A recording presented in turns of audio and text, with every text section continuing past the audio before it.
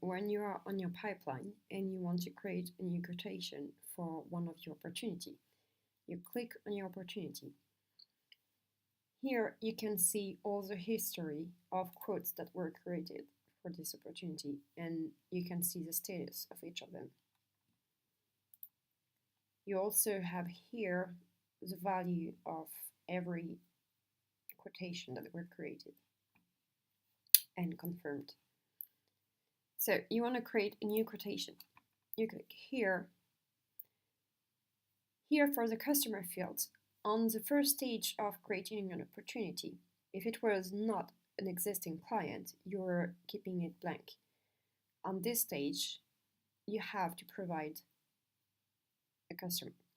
So either it is an existing customer and you search into the list here, or it is not an existing customer and then you created it here.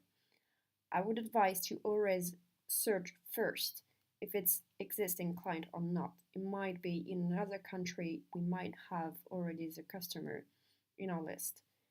So first search, and if you can't find it, that means it's not an existing customer and then you create it. You have basic information here for the quotation, monthly, quarterly, same here. The duration, you can change it manually. Order date, expiration date. The price list is the currency, so you need to choose the right one here. Payment term, immediate, 15. This is where you add product. Let's say I want to add network. Here you can see Odoo tells me I did not provide a customer. So I'm gonna choose here. Let's say I want to add network. So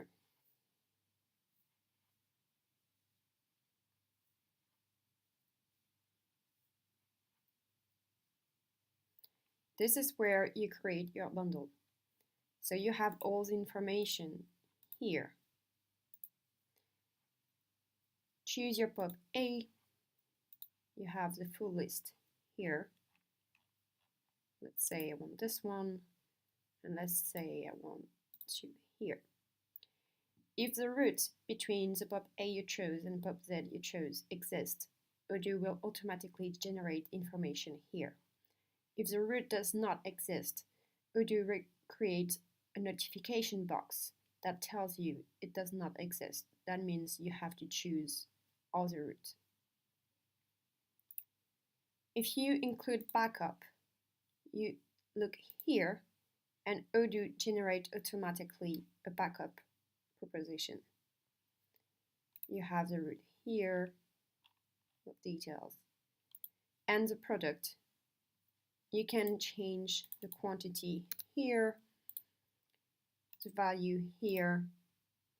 You can also add more. You have MR here and R for product, and all the automatic generated information here. So when you're happy with it, you need to remember to enter MRR and NRR, otherwise you can't save EPL. If I do that, it's going to tell me invalid MRR.